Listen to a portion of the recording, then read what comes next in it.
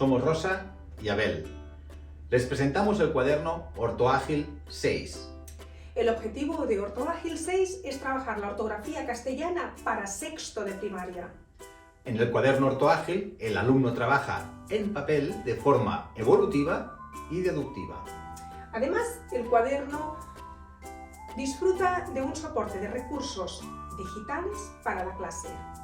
Y tendrán acceso directo desde su ordenador. Cada docente dispone de su entorno con un código individual y privativo.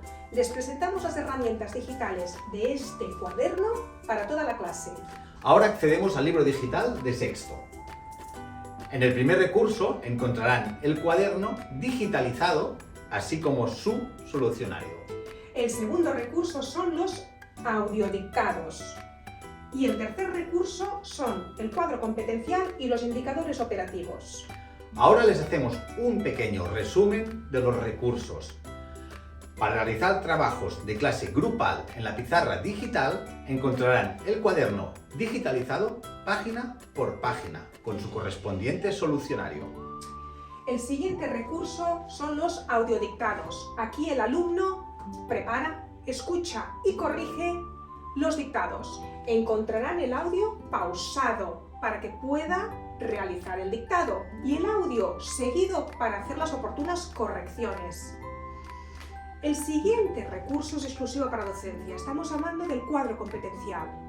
Es un documento editable en PDF que queda almacenado dentro del entorno individual del docente.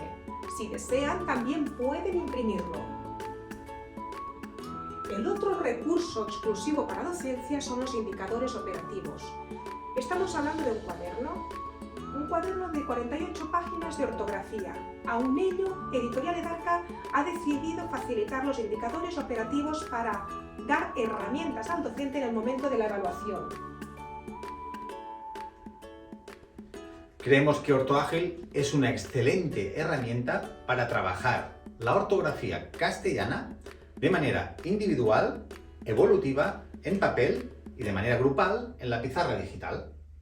Muchas gracias. Muchas gracias.